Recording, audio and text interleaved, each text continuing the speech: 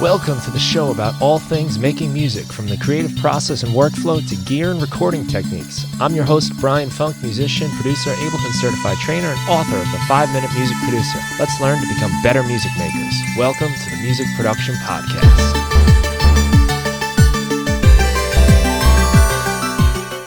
Today's guest is musician, educator, and visual artist Ben Levin. I've been following Ben's work on YouTube for a long time now, and we had a great time talking about his work. Ben just released his new album called Heaven, Heaven, Heaven, which features drums, guitar, and 2 Fender Bass VIs, which we both share a love for. And as a special treat, Ben brings out his own Bass VI and demonstrates how he uses it on the new album. We talked about the Ben Levin Music School, which contains courses like getting songs done to help you get through the entire songwriting process, and making music for yourself, which helps you restore the fun in making music. Ben shared his thoughts on making a living with music and some of the ways he's approaching his YouTube channel to stay authentic while trying to work with the mysterious algorithms. We covered a lot of topics and had a lot of fun.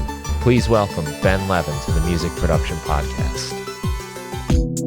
This episode of the Music Production Podcast is sponsored by Baby Audio's Transit 2 plugin. Transit 2 is the all-new update to the best-selling transition and motion effects tool created in partnership with producer Andrew Huang, who was on episode 351 of this podcast. Version 2 of Transit brings 4 new motion modes, 10 new effect modules, and workflow improvements based on Andrew's creative process. I'm going to experiment with Transit 2 over a song that has a few different sections, but no real way to connect them yet.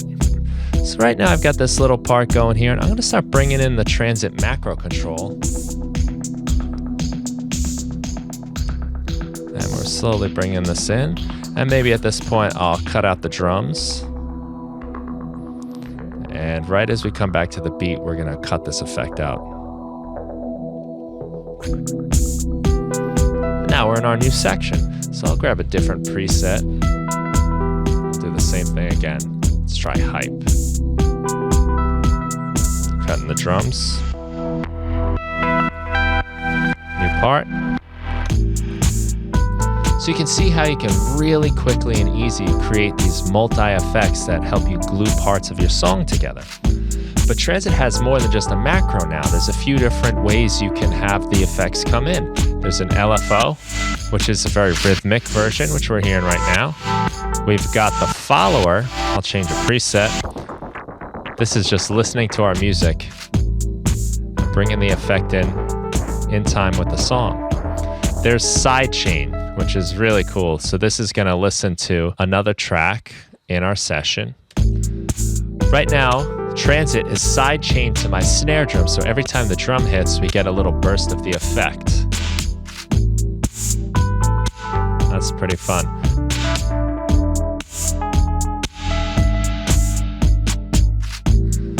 My favorite new update is this gate control. So I've got a button mapped on my controller to the 1-bar loop. So as I hold this button down, we're going to get a transition until I let go of the button.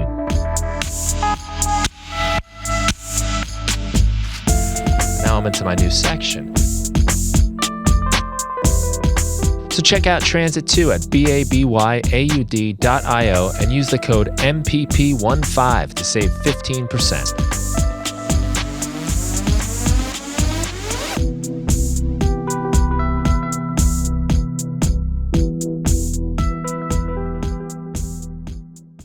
Welcome aboard, Ben. Great to have you. Thank you. Woo! We made it. Man. I'm so happy you're here. I love your work. It's fun, and it's there's like, sometimes it's silly, sometimes it's deep, sometimes it's very technical stuff. You kind of scratch like a lot of different itches, musically, and I love your sense of humor about stuff, and I find it very inspiring. Thank you. It's a gift and a curse. It's a gift from I get to do a lot of things and experience a lot of emotions and learn a lot about myself from doing all these different mediums and styles and stuff, but it's really hard to market myself. And it's been a consistent career challenge where on my YouTube channel, there'll be so much different stuff that someone who likes one thing isn't guaranteed to like the other things. And so my channel is not bingeable to most people. And I've been punished horribly by the internet because of that. over the years. But yeah, thank you for Well, noticing. I think though, like maybe it's like an acquired taste sometimes with certain people online because they're not like this is what you get every time, but as it's a nice thing to like develop into and see as like as I've been like watching you for years now. Oh, cool. It's really nice to just see what happens, and I like the kind of I don't even know what you're gonna do next. Neither do It's I. I mean, yeah, I'm glad you like that. I think it's something I would like to see in other people too. And I like it when I see it, but I also recognize that a lot of the time I don't actually like what they're making um, because of it. And like I can definitely feel it being like kind of frustrating because whenever you love an album I made or a video I made, you can be almost certain that the next thing I make won't be the thing that you loved. So you have to care about like me, I guess, as in general as a thinker or like artist or something in order to really enjoy everything as a whole because that's the only thing that ties it all together is that it's me over here. right. But I've been thinking about that a lot lately, actually, because there's so many incentives algorithmically to become simpler and more consistent in your like brand and everything, and the reality of needing to make money and stuff. Income is always like this thing that keeps changing for artists and contractors in general. People who are self-employed in general is like figuring out how to get the jobs and what the jobs are and all that keeps changing. And so there's a lot of pressure for me to become more predictable. But I've found also that like the way my brain is wired, I can only really focus on one thing at a time, and I focus on it extremely hard. And that thing, I have no control over what it is, and it's always something different. So I think I'm kind of stuck this way. So I started a second channel to be my like artsy channel, but then I needed to start a third channel to be my Sweetie Cuties like cartoon stuff only channel. So now I have 3 YouTube channels. And it's weird. Wow. Yeah. Yeah, it could be a lot to juggle. But there's like certain artists and bands that I think, I just love them. I don't know. I don't always know what they're going to come out with next, and you're kind of interested to see it. But then there is the other side of it where there's a band like I love that one album, but like, what happened? Why don't you guys do that anymore? Yeah. Why doesn't this artist follow that? Yeah. But you're right. It does. It's kind of a shame that stuff, has to be a factor. But sometimes I guess it helps you make decisions about what you're going to do. But yeah, I've been finding all kinds of ways to get to work within that system and doing a lot of experimenting with how I can fit into a system where people want that predictability. And one thing I've started doing is making all my art in batches. So I'll, instead of release a video each week, like make a video each week, release a video each week, or like with my little cartoons, just make them and then put them out, make another and put it out. I'm thinking of myself more like a TV channel. So I'm making seasons of stuff.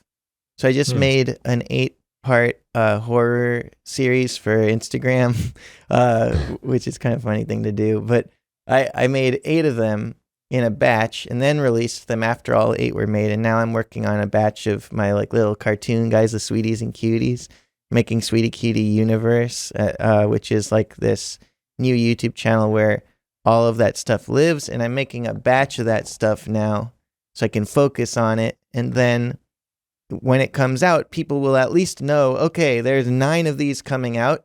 So they'll like know what to expect, like expect 9 of them. And then something different's going to happen. But we got 8 of the horror things, and then the album is out now. And then the next thing is 9 of the Sweetie Cutie things. Like, I think that at least makes it so people who see the first thing know how many more there will be, and expectations are clear. And they can get deeper into the lore and stuff. I think, yeah. Yeah, that sounds like a smart way to deal with it, because you give them, like, as you said, I think bingeability. You kind of get that and like get into your world, and then you can say like, what else has he got going on? Yeah. They'll be in for a surprise if they come from Sweetie Cutie to horror. That's true. Yeah. I mean, it's all cosmic horror at the end of the day, but very different approaches to it. And yeah, and like part of, I think, being a good artist is, especially for like bands and performers, a big part of our job is to enter a space, make it nicer, and then leave. And we are not so good at leaving. These days we're like constantly poking our audiences about like the latest this, the latest that.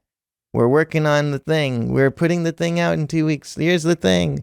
Here's the tour, and here's the next thing, and here's the next thing. And of course, it's not our fault that we do that. Like that's seems to be necessary or something. But I've been thinking a bit about how do you like properly leave space for your audience? Like how do you create endings? Because it's unpleasant to watch a TV show that never ends. It's unpleasant, when they keep dragging a story on, or it's unpleasant to not have any resolution. And there's so many TV shows and stuff where the ending's not that satisfying because they were mostly concerned with like keeping it going as long as possible. So I just think about that lately. I don't really have any answers, but at least with the batches, I can tell people this will end, and it will end in 9 of these, Yeah. Great point too, because I've definitely loved shows that just kind of got dragged on, and you start to think like, this would have been a good movie. This would have been better, more condensed, or art can get stale in that way. Cool way for you to not get kind of burnt out on stuff though too, that you get to zone in, be there for a while. It's been a huge burnout year. 2022 was the biggest burnout year ever for me, and I've still been recovering from that. And this year, the plan was to make a YouTube video every week for 20 weeks and then see what happened. And this time, the way the YouTube thing was going to work was I was going to make music education YouTube videos that were exactly what I thought people expected me to make, like fun, creative, songwriting, production related YouTube videos that are educational and artsy and like have good titles that I think of in advance and all that. And I was going to do that 20 in a row. And I was thinking of it as like, let's just make 20 bangers in a row and see if that like answers some of my like career questions.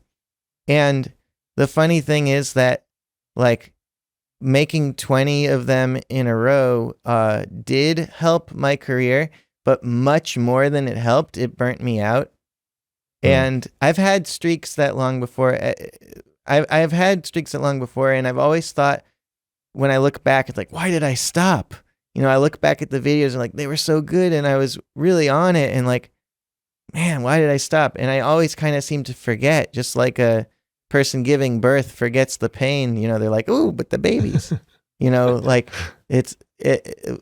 I just feel like I always forget how burnt out I get doing YouTube specifically, and especially when I'm like working with the flow of YouTube instead of with the flow of me. My flow sucks for money. Like I'm not trying to just complain the whole time about finances or anything. I've just been thinking about it lately as like where do I fit in all of this? And I bet you feel the same way, because I feel like all of us artsy folks have been kind of dealing with an ever-changing landscape the whole time we've been doing it, and so it's interesting to talk about, I guess. And that's the main reason. I'm not trying to complain too much about like my finances as much as just be like, it has been an endless search, and there's been so many like I've found that if you're gonna make money doing the arts, you have to do something too much. Like if you're gonna make it as a YouTuber, you have to do too much YouTube. And if you're going to make it as a wedding musician, you're going to have to play too many weddings. If you're going to make it as a touring musician, you have to tour too much for too long. If you're going to like make it as a band, you have to make albums too frequently. And so, how do you like make that statement false? How do you get around that? Yeah, well, I think about it too a lot, and it's nice to talk to somebody that's going through it, and I mean, doing well. I mean, you have a lot of success. You got, lots of, seems like your videos are always very popular and well done, of course. I mean, that for me is a given. Like the stuff you did put out is always great, but I guess like the tail chasing that we have to do too. And I think we even said it right before we started about something, the things we get involved with because of music and because of art. Yeah. I forget what we were even talking about, but could have just been like the camera or something like that. Yeah, right. Like how you have to learn how to make your background nice, and how you have to get good with color and shot composition, stuff like that. Yeah, and I mean, like making a website or learning social media, how to, like, there's so many things that I would probably never touch if it wasn't because I'm trying to do music and then get it out. And yeah, it can be really easy to get caught up in that. And like, sometimes I say to myself, like, all I do is talk about making music, or all I do is get ready to make music. And I'm not actually doing it. It's like you said, too much of a lot of things. Yeah, it does seem like if you make music, you have to convince people to give it a chance. But if you make educational content, then you can appeal to people even if they don't know who you are, because you're giving them something they already know they want, which is an answer to some music theory or production question. People are like, I need to know about EQ, and then they search to learn about EQ, and they find videos on EQ, but nobody is like, I need to know about I need to find an album that is like a rock trio album about gas stations made by like a 35-year-old like eccentric guy. I'll search for that, and then they find me. You know what I mean? Like that. Right. Yeah, I have to get in their face and be like, hey, I made an album. Please, please, please listen to it. Just listen to a few seconds. No, not just a few seconds, maybe 30 seconds. Come on, please. Like that's the thing. But if you're making a podcast, and if you're making a podcast about production, if you made it about, if you called it the Brian Funk podcast, you would then have to go and be like, here's why you want to hear from Brian Funk. And, but yeah, if you're like, here's a production podcast, then people are interested in music production will find it. And so, yeah, we end up making stuff about the art that has an educational bent to it out of survival. And it could be worse. I'd say at least education is a beautiful thing. I really love that. If I was going to be forced into some sort of job, like, I love that I've been forced into the education field because... yeah, that's a good field, at least. At least I'm not forced into, I don't know, like fracking. That would suck if I had to frack. I wouldn't like it. It's the field I was forced into. That's what I do for my day job not I'm fracking. Sorry. Teaching. I'm so embarrassed. Oh, teaching. Yeah. Oh, good. Yeah, wouldn't that be funny? Actually, I don't even know what equipment I'd have. But in Long Island, I love to frack. Yeah. It's I teach high school English by day. That's the adult grown-up job. And it's rewarding at times, but it's also maddening. You're spinning your wheels too. I'm currently feeling it already, like 3.5 weeks into the school year. Oh yeah. I don't know what I'm doing anymore. And you're talking to groups of kids at once, so there's this management side to it that's I'm really impressed when people are good at that. That's my main struggle this year. It's an upgraded management challenge from years past. I seem to have gotten to like the next level in the video game that's almost impossible. It's like the Dark Souls of teaching. It's challenging me to rethink how I do a lot of things. But it is kind of nice that it's challenging, actually. It does make it kind of rewarding when something works. I'm keeping that in mind now as I'm on this massive uphill journey, that maybe down the road I'm going to say, all right. Yeah, that's a good point. You have to put a flag in it sometimes when you're like, there are reasons I'm doing this that are good. There are things I want to do, and I hope that if I achieve these goals that I'll notice it, because it is easy to just move on to the next thing right away, and it is easy to like forget why the thing you're doing is important. If you're teaching high school English, like what are you focusing on, like reading or writing? Or right now it's like sit down, stop throwing things. Yeah, cool. But yeah, it's a lot of reading and writing. I a lot more writing actually in my class by choice. That I just like that better. I like the creative process, and I like to talk to them about it, because so much of what I talk about with them is same stuff I talk about with music, and that I'm struggling with myself. So there's, being creative is like almost everything in life. Even if you're trying to, I don't know, like have a home, and furnish it or something. But definitely takes creativity to turn a house into a home. Yeah. And when you're teaching writing, like, do you have a lot of guidelines, is there a curriculum that's handed to you, or do you get to sort of decide what the writing is focused on? It's kind of loose. Of course, we have our New York State exams they have to pass, but that's not till they're a couple of years older. So I do get a lot of freedom with that, which is cool. Probably the survival, ticket for me, is that we can do sort of interesting things. But it's, like when I teach a music class, everyone's like, "Oh, what are you doing? How'd you get that? Oh, can you?" When I'm teaching an English class, when I have people that have to be there against their will, it's a much bigger show to just, it's kind of like, please listen to my song, even 5 seconds, please. Like, it's the same sort of thing where, like, you got to make them care. And that's tough.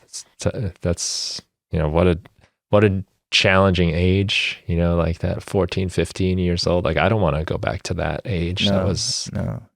That's hard. Nobody knows who they are, and everyone's scared of each other. And yet we let our 14 and 15-year-old selves decide what our dreams are for the rest of our lives, and make us think that we need to be famous and touring the world in order to be a success. We listened to those bastards when we were 14 and 15. We listened to our teenage selves for so long.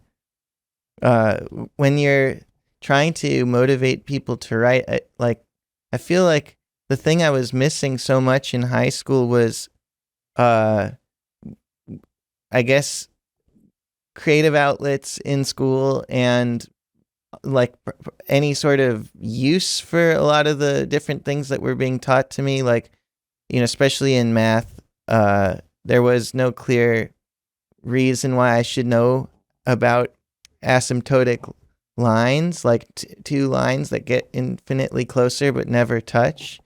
I think that's asymptotic. Or is that the word? Well, whatever. They just keep going forever and they never touch. If you said that to me in high school, I would have just laughed that you basically said ass. Ass. Yeah. Asymptote. Asses are getting close. Like that would have been what I got out of it. Yeah.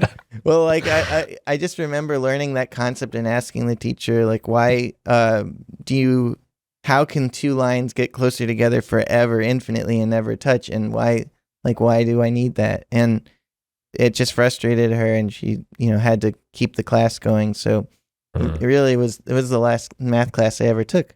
But like, I write now. Writing is very important in my life. And instead of like the 3-paragraph essay structure with the intro paragraph and the thesis at the end of the intro paragraph and then the conclusion paragraph, like if I could have been like, if it was like write a comic book, but do it in such a way where you don't need to see the panels, like just be so descriptive, but it's like, just think of it as a comic book, but it's just so descriptive and so sensory that you don't have to see the panels. And then, you know, maybe someone else in the class or in an art class will draw the panels based on your description, and then you can like trim down the words, you know, just like assignments like that would have been cool. But it seems really hard to get people to like see their future in what they're learning, or see how their learning will affect their future when they're forced to be there every day and kind of wasting away getting A's. Yeah, and like, you know, that's a cool project, actually, by the way. I might have to work on that. Please, maybe like reaching out awesome. to you. What should I teach today? It would be so cool if you did a collab with like the art students or something. Yeah. But like that question about those lines it's really an interesting question, but unfortunately there's so much drive. Well, we got to get through the material. We can't really stop and thinking about this. I had a math teacher that taught us the derivatives of the formulas once. Like when he would teach us, you know, a squared plus b squared plus c squared, you know, whatever it is, equals c squared, right? Yeah. He would explain how they came up with that. He's like, all right, so 1 + 1 is 2, right? So then we go from there. And I thought that was really fascinating, because now it's like, oh, like this is not just, you know, things that came down on stone tablets out of nowhere. Like people figured this out. And that is missing, you know, the real understanding that would probably help you understand more concepts. Yeah. You know, like so much with like music and production, like as you really understand one thing, the other stuff becomes clearer. Right. Like even like different art forms, different mediums. I'm sure like when you're working on some of the cartoons and things like that, it's strengthening you as a music producer in some abstract way. Yeah, absolutely. Absolutely. Because I have to make a song that feels like a full song that's just a minute long, and also make it something where if somebody had never seen any of my other songs before, or any of my other ones, they would be able to just jump in at that point, because that's like one of my the tenets of like what I think is important for a Sweetie Cutie, for the little animations with the birds and stuff. I feel like what I want to do with that project, which is very different from all the other stuff I do, is just have it be really accessible to anyone at any point, no matter which one they start with, and have people be able to see themselves in the birds and the bunnies and the ducks and the dogs. And yeah, the process of doing that really forces me to make music in a different way. And I've gotten really comfortable making 1 minute of music that feels like 3 minutes, but I've gotten way less experience now making like a 30-minute epic. You know, I used to make those in like 2011. I was making 40-minute pieces almost exclusively, and now I have a 1 minute brain and 10-minute album or 10-song albums and 1 minute songs. Those are like my two formats. But yeah, definitely. I feel like approaching art is like walking up a mountain where you're circling up the mountain and you're seeing the same vistas at every turn, but from a higher and higher perspective. So maybe you learn modes once, but then you might have to learn modes again from a different angle. And then you start plugging them into your DAW and then hearing them that way and this way. And then you start learning, you know, modular, and they have a module that lets you pick a mode. And then you have all these different experiences with modes. And then you get higher and higher up where like modes mean more. When you think of a mode, you're actually thinking of a sound now, not just like a order of notes or something.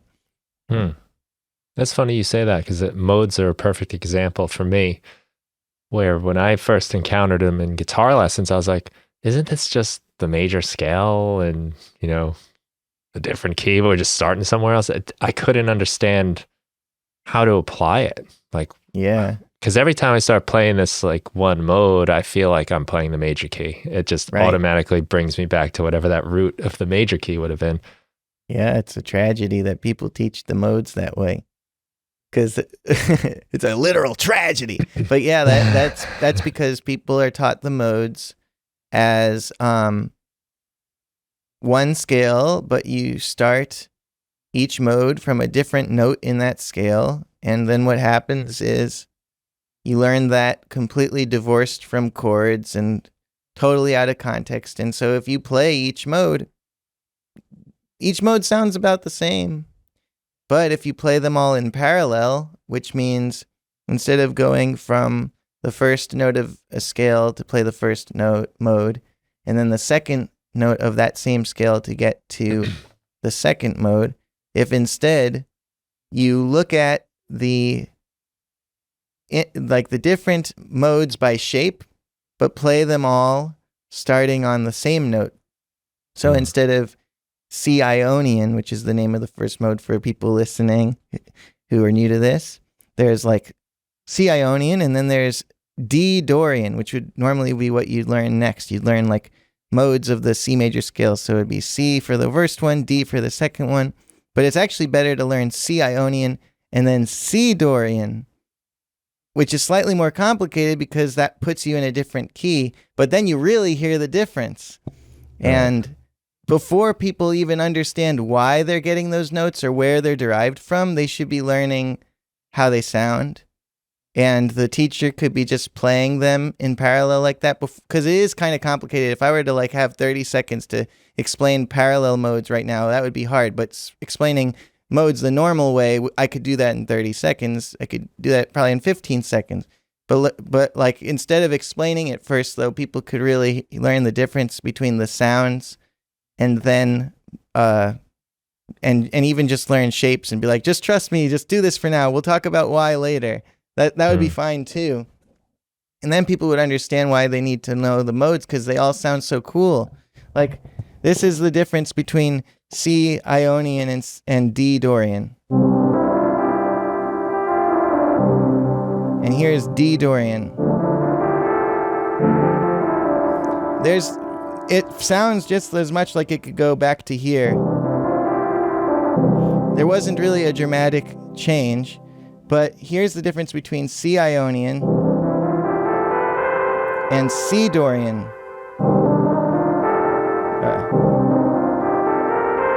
And you can hear a big difference in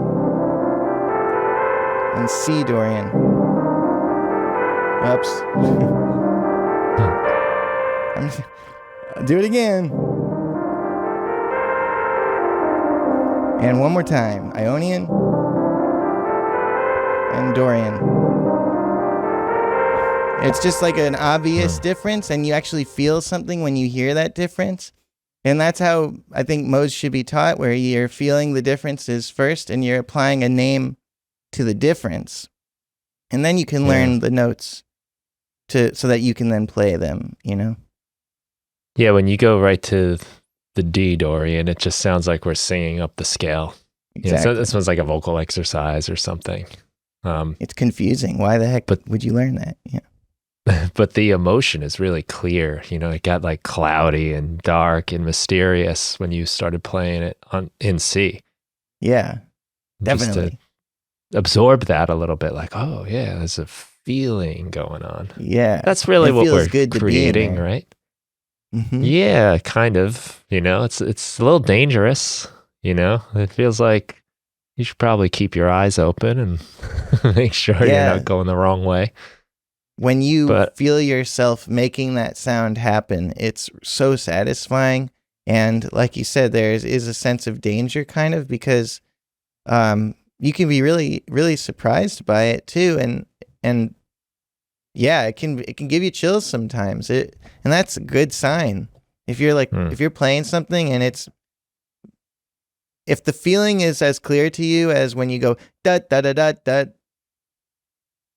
and you really want to hear dut dut, if you feel something that's pulling you like that from any aspect of music, then you're doing something cool. Yeah, that's nice. And great metaphor too, the mountain, because you sometimes don't realize you're moving up the mountain. You're just like, what are we going in circles here? Yeah, exactly. A lot of my students feel bad that they already learned something, and yet they don't remember it. And it's like, Hmm. well, they learned it one way and now we'll learn it another way and it'll be easier to remember as a result. Yeah. Yeah, getting like a different look on things. I mean, that, like I said, with modes, then suddenly it was like video game music. I started to realize it was like, oh, that's why it works, is that mode. And then when Push came out for Ableton, it was like, oh, I can now just play in it, and it kind of guides you with that like lit up pad that's the root note. So you're like, I just come back to here, and then It's perfect. yeah, it took a while. I mean, still to me, I'm like, you're always exploring, right? Like you never really quite see the whole terrain, and always discovering Ideally, new stuff. it's an endless Yeah. journey. Yeah. Hmm. I would hope that it's endless because it gives you something to look forward to. It's like, yes, there will be loss. There will be so many challenges. So much of how life looks now, the things I love about it, will be different. But it's really hard to take music away from someone. It's been there, yeah, for so long. People singing together. Good luck taking that away. Even people who are enslaved sing together. And yeah, it's a really hard thing to steal. And so it's an optimistic thought that there's no end to it. And that there's always more to explore, because there's lots of other things that do end that you don't want to end, and there's lots of things that change that you wish wouldn't change. But yeah, it's nice to know that like you can never run out of things to do with music. Right. That is kind of cool to think about. And since we're always changing, our relationship to it is different. The old, like, you can never step in the same stream the same time because the stream is changing and so are you. Yeah, nice. Yeah.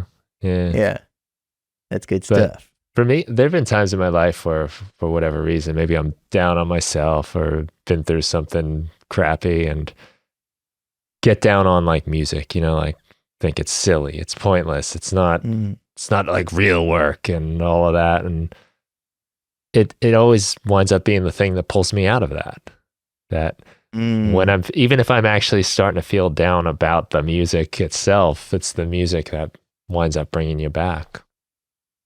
Yeah, There's some power to it. it's interesting that there are forces that can make you believe that music's not important or that it's silly.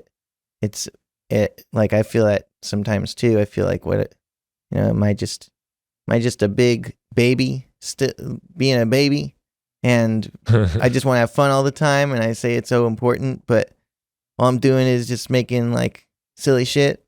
But then the quote that really helps me, and I don't know who said this, maybe I said it, I don't know, but it's just like this thought, which is like, yeah, like science and plumbing and social, like the city departments that take care of trash and all that, they help us live longer. Vaccines help us extend our like our age of the average age people die gets higher and people live longer, but the arts make it worth it. Like, what's the point of you? Who would want to live 1,000 years in torment or 1,000 years in emptiness? But it's when the pandemic started and people were stuck at home. What did they do? They went and they watched their shows. They played their Elden Ring. They listened to their music. They watched bands live streams. They watched live streams. They like everybody got really into the arts even more. They read books. They appreciated nature. These kinds of things. Like that's what people do when I think that's what people want to do, at least the most, when they're suffering psychologically, especially like when your body is working but your mind is like lost. The arts can really help with that. The arts won't heal your broken leg, but it's great while you're in bed that healing from that there's art. And that's something I wonder about, like I'm getting political for a second, but not because I want to convince people of anything, but I'm just like wondering about this because it's a big thing in the arts, is like this idea of boycotting a specific country or state, or like boycotting, just in general, the artists, like agreeing not to play in certain places because they don't want to like help the economy of that place, or like endorse the regime that's running that place. And I think that makes sense, but then I also wonder about like how in any given place there are tons of good people who really are suffering because of these regimes, because of whatever like bad thing their government is doing, and denying them concerts. Something about that feels like maybe not effective, because like we're drying out the souls of the people and all there is to turn to is anger. Just a thought I want to put out there as like to wonder about, but not something I'm trying to convince people of, because I don't try to get people to stop doing action to fix the injustice they see in the world. But it's more like, I just feel like music is and the arts are such a powerful healing thing that like it's hard to imagine it being good to deny like people of that. Like if you just think of a theoretical country that like the reason you don't like them is because they like are violent towards queer people, for instance. Well, but then what about all the queer people who live there? Are we going to deny them like Lady Gaga or whatever? I'm not, just like any artist that they like. I just thought of her because, she's like I think she encourages a lot of people to step into their like selves and be brave and bold. And so that's just something I think about whenever I like the topic of like how much music has helped people like psychologically comes up. I've just been thinking about that lately. It's almost like maybe we should send more art that way, send more of that love and acceptance and stuff that brings people together with music. What if we could dump entertaining zines right from planes, like cool stories and stuff? I don't know. But yes, I think so. Well, yeah, and I mean, in so many of those cases, like the average person has very little to do with that stuff and those policies or whatever it is that is being, disagreed with at the time. Yeah. I think about it at school too, with like, say, kids that are getting in trouble or struggling. The first thing that happens is they get privileges taken away. They're not allowed to be in the club or go to the prom or whatever it is. And maybe that's almost the opposite. Like maybe they should be put in the club or they should be given something. I mean, I sit in the in-school suspension room this year as one of my periods to just kind of watch them and to like have them in this windowless room without any, just sit there, be quiet kind of thing. Is like, they kind of need something. A lot of them. Some of them are in there for, they just did something boneheaded like we all did. But some of them like are actually could use something. It would be awesome if like there was like, all right, now we're going to make music. Now we're going to, but we're afraid, but then it's not a punishment. Right. It's You're like, incentivizing bad behavior because then they get to go and have fun. Right. I'm going to be bad so I can go have fun in ISS. Like, all right. I don't know. So that's interesting. It's like, okay, so that's complicated in a way. Like, because right, people will be motivated to get in that room if being in that room is really fun, and people will figure out a way to get in there. But it's like, like revenge type justice. Like you did something bad, so something bad is happening to you now. I feel like intuitively that seems wrong. Like intuitively that seems like not justice. It's just like more suffering, more net suffering. But I saw this this science video about game theory and about this thing, the prisoner's dilemma. Have you seen that? Do you know about that thing? Yeah. Yeah, it's like for people who haven't heard it, I guess I'll explain it vaguely. I guess I could use a refresher too, but it's like there's a game where you can't. It's like a 2-player game, and you say if you're going to cooperate or if you're going to like deceive the other person, and so if both people like at the same time they're like go and they say cooperate. If both cooperate, they each get a point. But if one person says deceive when the other person says cooperate, the one who cooperated gets 0 and the one who deceived gets like 3 points. So like the most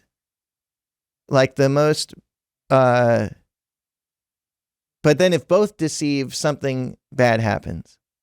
I don't remember exactly, but the strategy that ended up being the best, because then what happens is, sorry. So you play one round and you get a point, and then you play another round, but this next round you're like thinking what happened last time, so that changes you. So like if you get deceived once and then you're like, fuck this guy, and you just keep deceiving from then on, that's like a strategy, right? And so you just keep playing. And they found that the strategy that won the most was when you were betrayed once, you would then betray back once and only once. So it'd be tit for tat.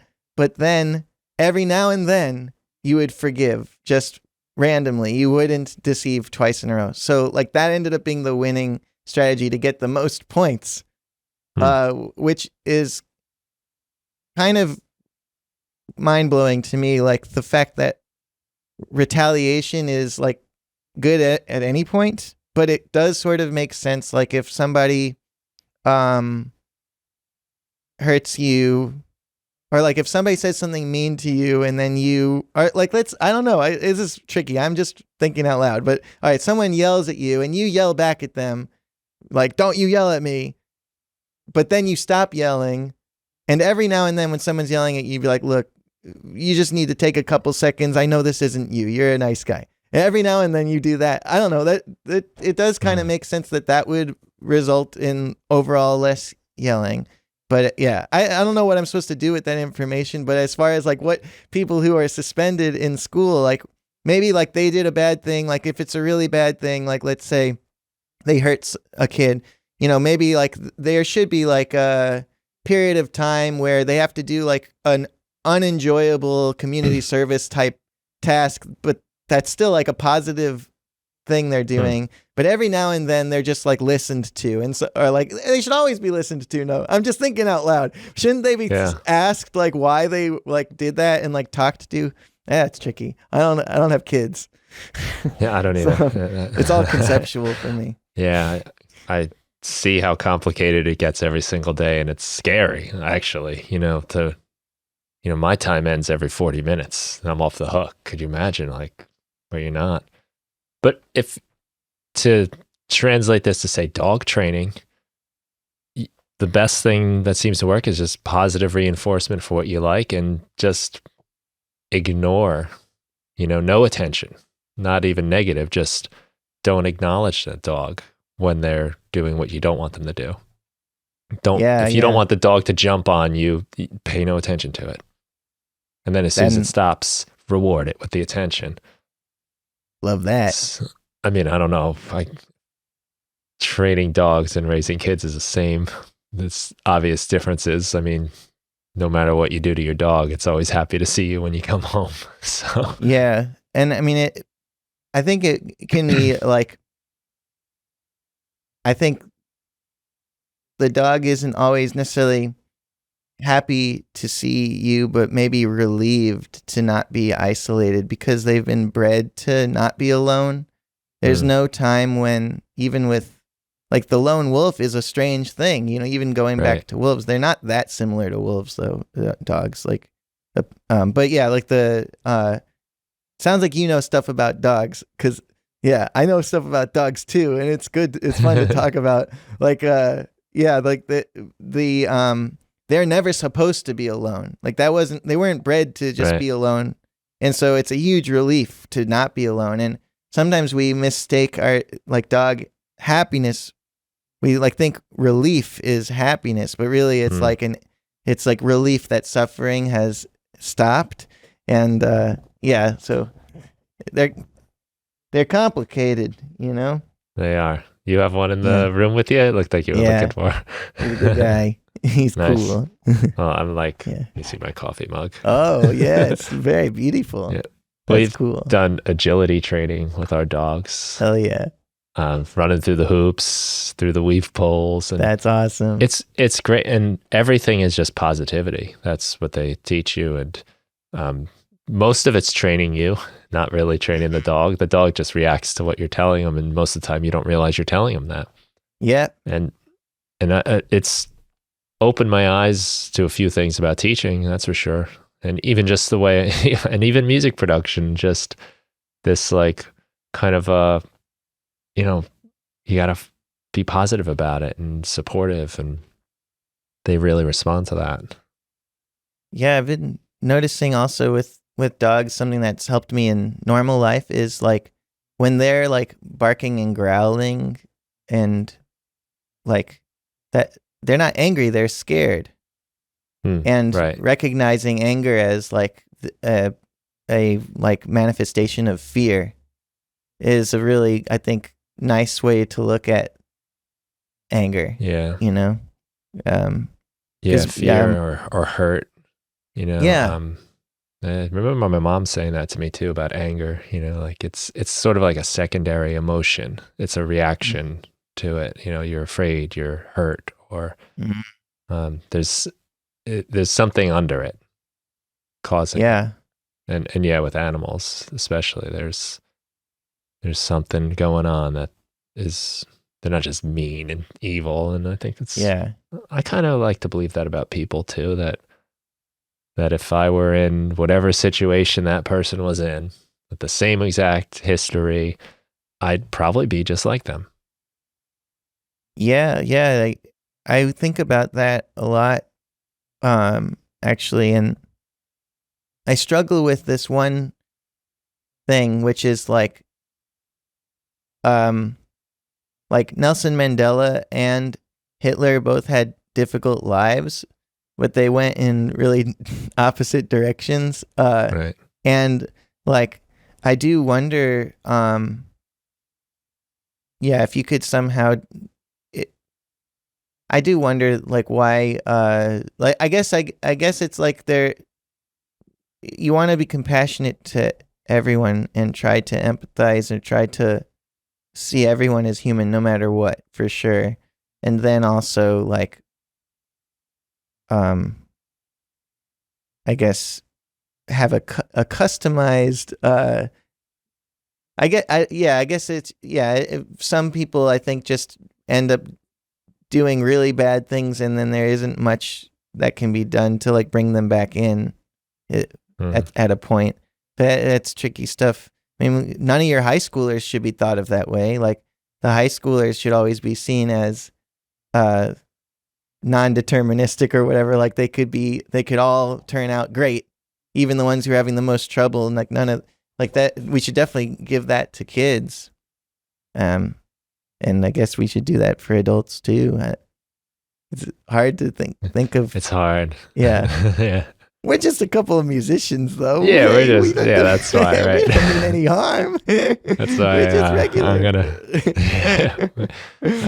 That's why sometimes just making these bleeps and bloops and noises is maybe the best thing to do.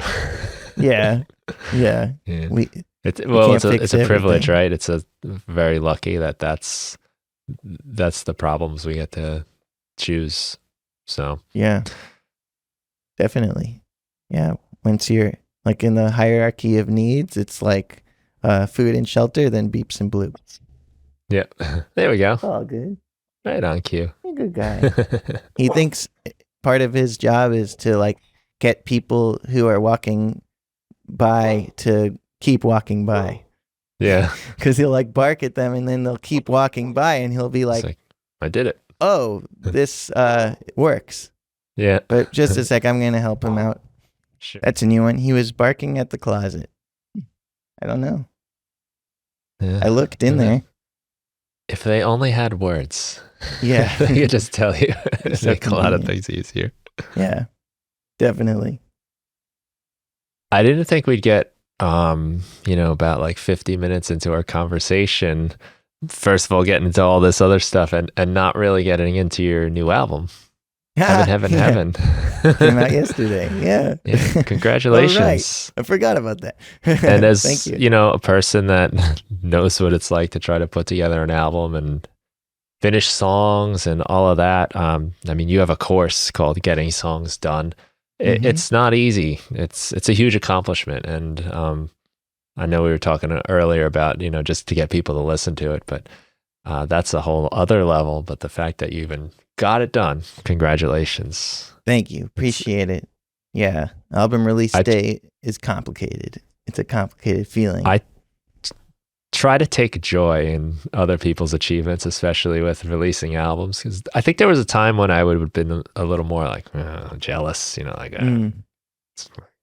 I'm not getting anything done, all that nonsense. But I've found like changing that around has been very effective in my own productivity too. Oh yeah. Comparing yourself to others and all that is, it's hard to avoid. And anything you can do to flip it is good. Well, you've proved to me it's not impossible. So in those moments when I'm struggling, which is every time I work on anything, there's always that point. Even the stuff that feels like it's coming and magic, the universe is like seeing me and I'm seeing it.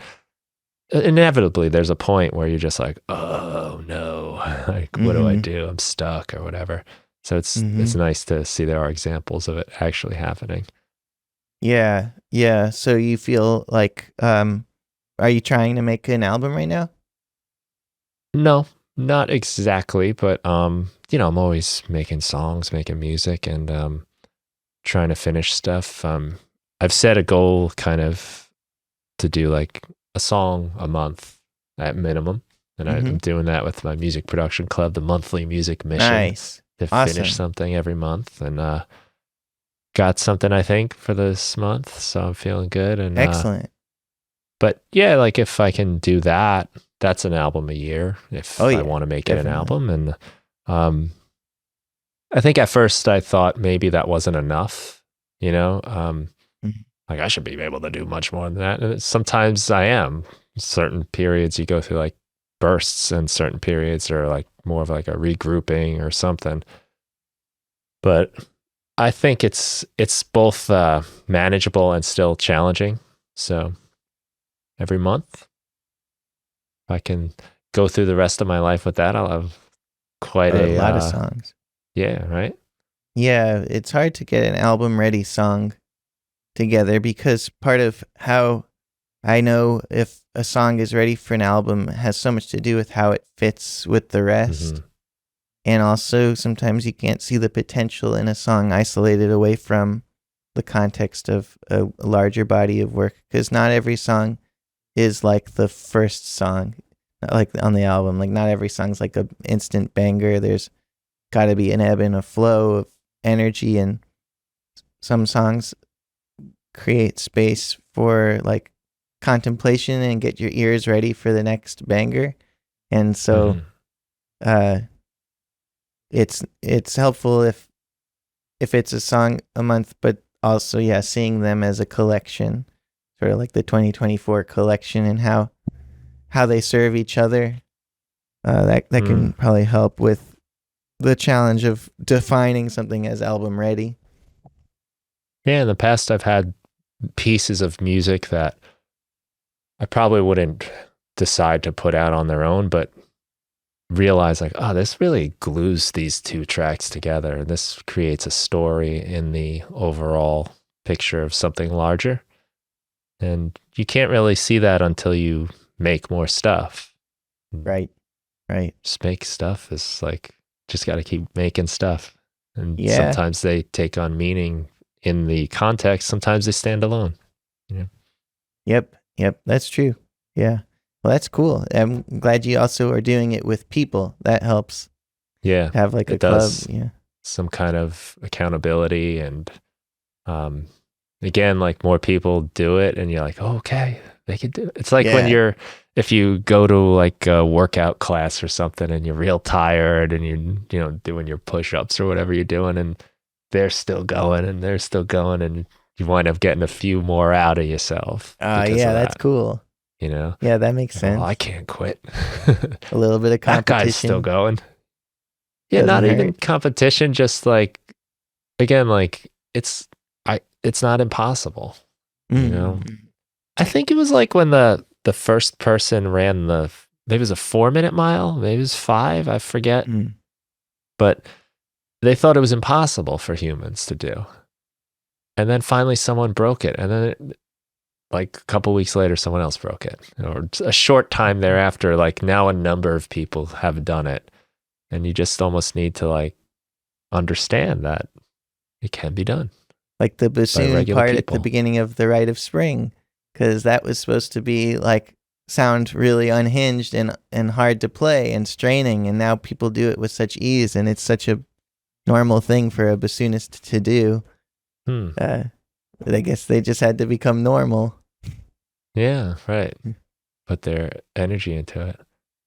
Yeah. So I listened to your album today. Thank you. Because at the time of this recording, it just came out yesterday, I think, right? Yeah. So I loved it. Ooh. And again, like a little bit of a surprise. I didn't realize it was going to be quite as, I don't know if I want to say dark. I don't know if that's the word, but heavy, maybe. Heavy, not only in just some of the sounds, but like some of the content too. Like, it wasn't the sweetie cutie kind of thing. Yeah, no, it was pretty gloomy, melancholic, and at times cathartic. Yeah, is the idea. Yeah, powerful. And as you were talking about, like just like an album too, a lot of great. I felt like I was listening almost just to one song. It was just one nice listen that things work together really well. And I love that in an album where it feels like an album. It wasn't like, oh, now this song and that song.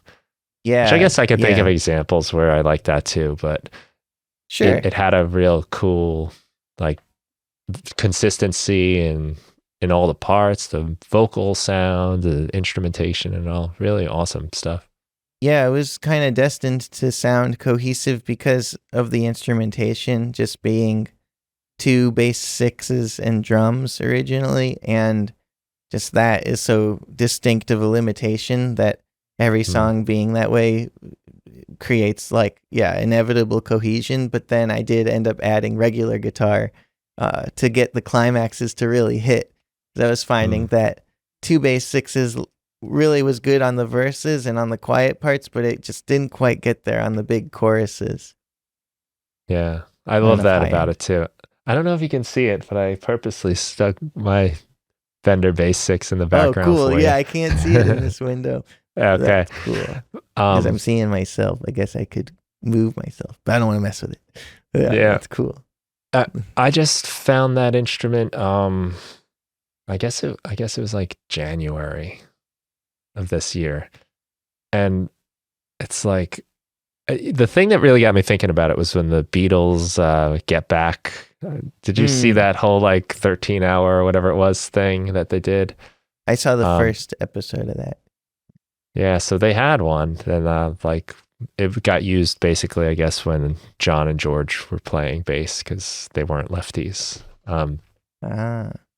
But since then, I've had like this like hankering to check it out, and I love it so much because it's this like kind of in between instrument. It definitely does the bass well, but then it also has this territory that's neither bass nor guitar, kind of in that middle area.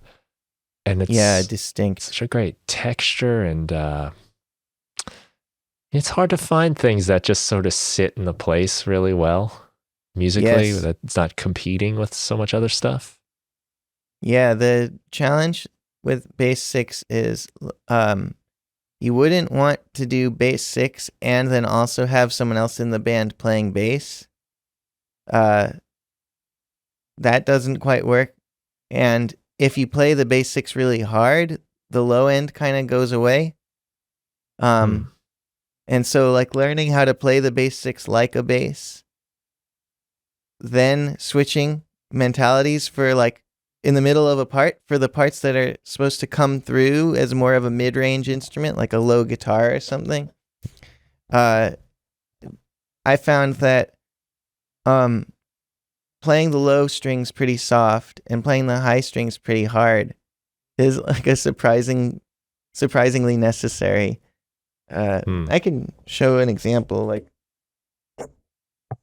I'll just say for anyone that's not familiar with bass 6, right. You know what it is. It's a 6-string bass that is tuned exactly like a guitar except 1 octave lower. So normally 5-string basses would have a lower string like a B string, you know, different notes that are lower than a normal bass.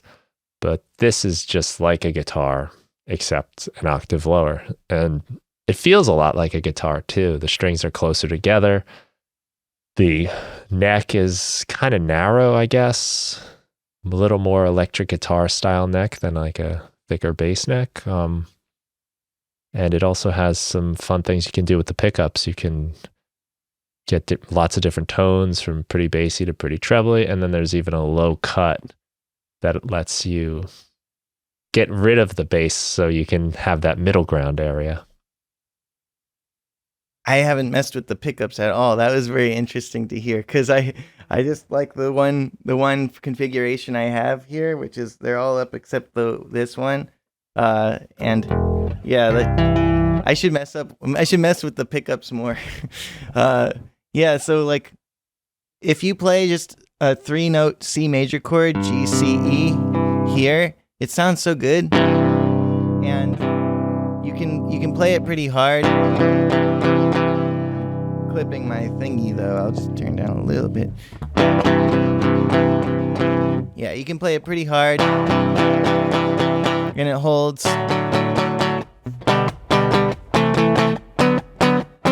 These 3-note per string chords, but then when you play down here, if I was doing bass, yeah, it gets kind of rattly. Yeah, and you lose some of the actual subby low end, but if you play it soft, I mean, it's not necessarily coming through right now because it's the kind of thing where on the album I was having it go through amp emulation, actual bass amp emulation, but I was finding that it would just go away when I was doing the rattly. So you'd be like, that'd be how I do like actual bass. A lot of palm muting, right? Yeah. Like the thing just wants to be palm muted. And then, yeah. And also playing with pick and fingers helps because like just strumming this is very good for climax, but like going like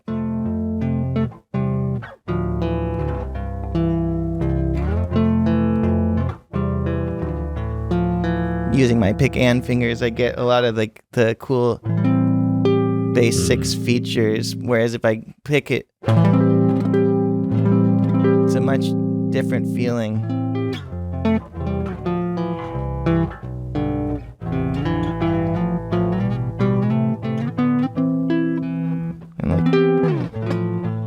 This is a good voicing.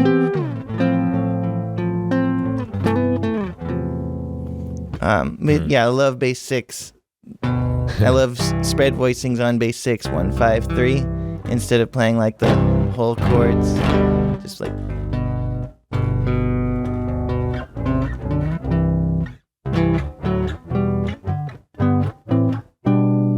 That's bass 6, folks.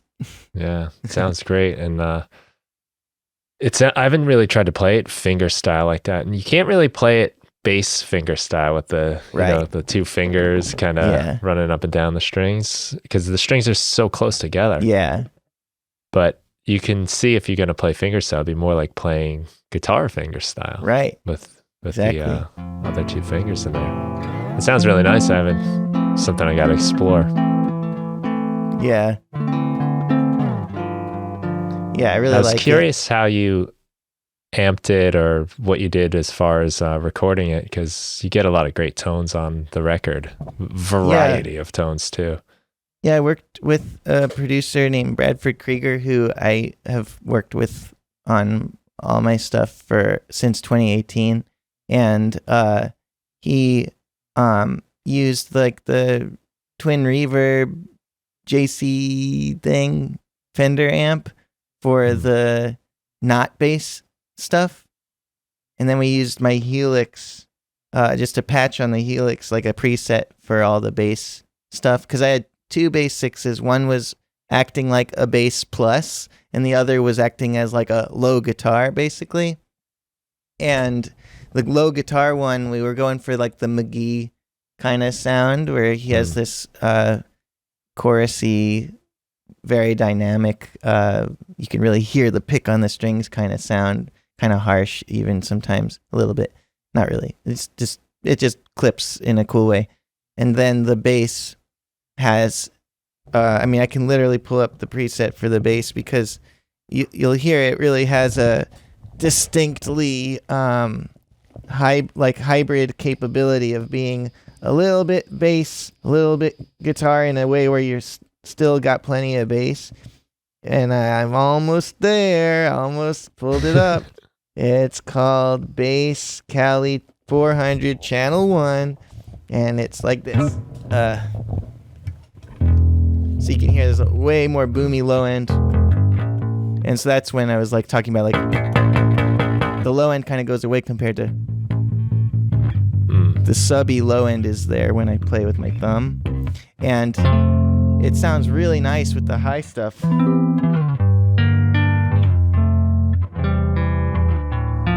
But it's super dark, super low.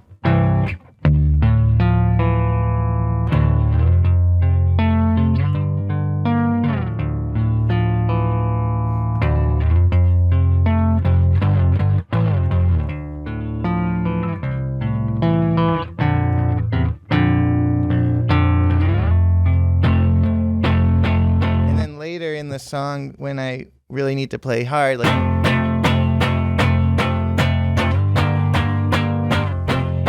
it holds together. And also we put a microphone on the strings, like a piezo, like went under the strings to mic the strings, and we use that a little bit for the big, like dirty choruses to make it extra gnarly.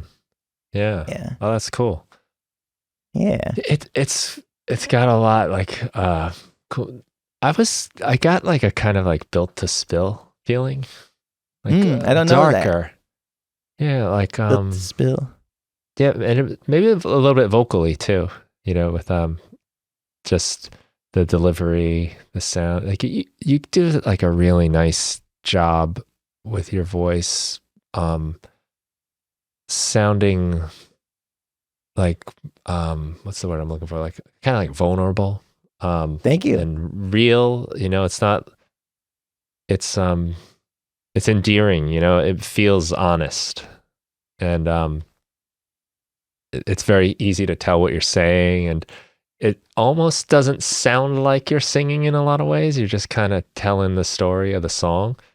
It's really cool. It's a great style that I think is like it's not like operatic, American Idol singer type stuff. And I love that, I love like just kind of like you're like a real guy singing these songs. I'm kind of I'm normal. Hey, I'm normal. Yeah. You're kind of normal. Yeah, I like that too. I think that people's most authentic voice is their best voice, and for some people that is a very operatic voice. Like authentic doesn't necessarily mean what's easiest or most natural for you, but the one that you're really drawn to, the one that you believe when you hear. So like Matthew Bellamy from Muse, for instance, I think he's singing in a very like natural way for him, even though it's got a lot of affectation and it's very like over the top in a good way. It's just like super dramatic voice. I really believe it coming from him. I think that's his voice. I think Tom York's voice, another, like, you think of one, you think of the other. Tom York's voice is very authentic, even though it's it's got a lot of affectation to it. But for me, I just listened to Weezer so much when I was in middle school, and it kind of stuck with me. Yeah, it just kind of never went away. I always just still wanted to make an album that sounded like Weezer or something. And I've been trying the last, every now and then I've been trying. I think I finally got it, this one. It's got that thing I liked about Pinkerton, the way Rivers sings in that album. It's like, I feel like we got it this time. And my vocal journey has been, I feel, very relatable to my students and colleagues who start out believing they're just not meant to sing.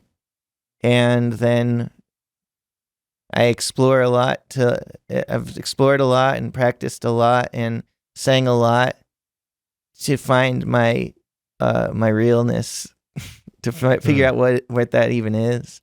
And yeah, I feel like I'm supposed to sound like a regular guy, and what is regular anyway? But I am supposed to sound like a person going through stuff, not like a big, powerful, God of Tom Jones sorrow, or like I mean, like thinking of maybe the way that like Beyonce is like just so unbelievably like powerful, of course, at times, but just like unbelievably in control of her voice. Just sounds, when she can sound real sad and real emotional and real like excited in all these ways, and it always feels like she nails it. Like she nailed it, and there's no tightrope. There's no like danger. She's got it. And I love that. I'm like amazed by that. But when I hope to sound that in control, I overanalyze my voice, and I become very dissatisfied with it, because my voice has an emphasis around here. And it just, it's just like, it's not like it doesn't sound like I'm just thinking like trying to think of perfect example. It doesn't sound like oh God, I'm trying to think of someone that everybody knows. Well, like pop singers who are always in tune perfectly and like do the runs, and they just always sound in command of their voice. Like Justin Timberlake or someone like that. Like I when I try to do that, I just get really over analytical, and I kind of miss my performances. I miss like the feeling that the music is making. But I feel like my voice pairs really well with the music I actually make. It doesn't pair that well if I'm singing like a cover. It's hard for me to do covers at this time still, but I can always keep improving. I'm not done. But yeah, that's what's natural for me, I guess. Or like what feels right to me is just to sort of let the vocal takes be 90% accurate. And I put tuning on my vocals too. Like, whenever it's too out of tune for me to like it, we fix it. Right. Yeah. Well, I think like with that, if you got the performance, it's worth it. Yeah. It's even in terms of authenticity, especially. It sounds almost counterintuitive. How is it going to be authentic if you're tuning it? But sometimes, like, you just can't do it again. I'm like a lot like you in these ways that like I don't ever think of myself as a singer. I use my voice. I sing in a band. I sing on songs, but I don't. You're definitely a singer.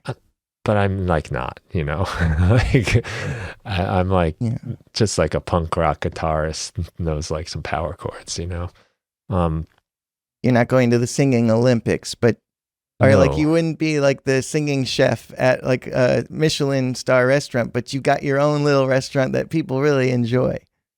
Yeah, I'm not even so sure about that, but it's like a tool, it's something to use. And when like the story of the song is being told and the emotion is being told, that's kind of first and foremost. But yeah, sometimes things need a little fix here or there. And Yeah.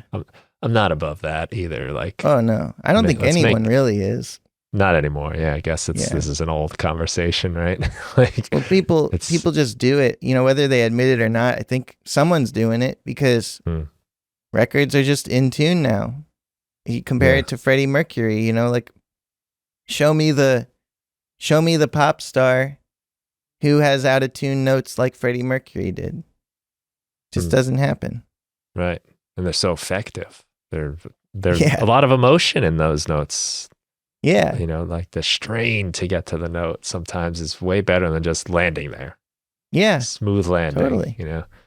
And like with modern production, it's not like we don't like necessarily miss that, because modern vocal performance and modern vocal production go hand in hand. Like where like Sia's voice in Chandelier sounds 100% badass, emotional, dirty, gritty, so good, so airy and perfectly mixed. Just the air and the everything about her voice that's just the most incredible vocal performance ever. And it is perfectly in tune.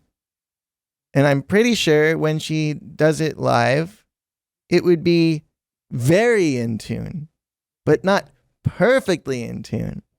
Right. And who cares, right? Like I'm guessing they either did enough takes that she had every note perfectly in tune, or they tuned it a little bit some of the time. Like it just doesn't matter anymore. In my opinion, at least. Like I don't care. Yeah, I think people should get their music sounding the way they want it and then put it out. And I have maybe like a different take on AI than this. Like maybe there is a limit to this where like AI generated music maybe is definitely not necessarily hitting the same way autotune music is. Like I don't see autotune as like a line to AI though. Like I think people should make their music the way they want to make it, and it should come out sounding like they want it, and that is great. Completely generating a song, I don't know. We'll see how things change. Right now, it's not like really possible to use AI to make a song exactly like you want it anyway. It's much more general. I think that's maybe part of the problem with it. It's not exactly reflecting people enough. It's just sort of like, here's a cool option, and then like people post the option. So I guess if there was an AI that could read my mind perfectly and make my music sound exactly like I wanted and just poof, it would appear, I think that would be more authentic than generating until you hear something that sounds pretty good and then just posting it. Sorry, I went there. No, it's kind of worth discussing. I'm coming to this place where so much of the fun is in the making, you know, and so much of the glory is in the making, and it's never quite what you wanted. And sometimes that's in an unexpectedly good way, the happy accidents that you would never do. But if I generated the perfect song exactly how I heard it in my head, and I'd feel so much less glory in the one that I worked on and struggled, and because I have all those relationships to the sounds and the process, and you know, the things like you tend to you fall in love with, right? Nice. Like if I've grown tomatoes and vegetables, hardly, but I have, and I love that cucumber I grew so much more than the much better cucumber that was at the supermarket. Yeah, it was just there was something about it. It was so fun to eat it. You know, even if it was beautiful. Worse in so many ways.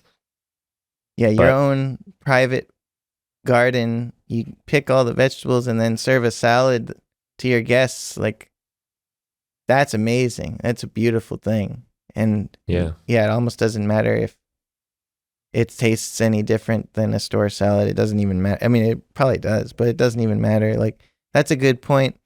I like like the Adam Neely video about AI music where he's saying how like music isn't the output alone, it's like the process, and that I agree with that for sure. Yeah,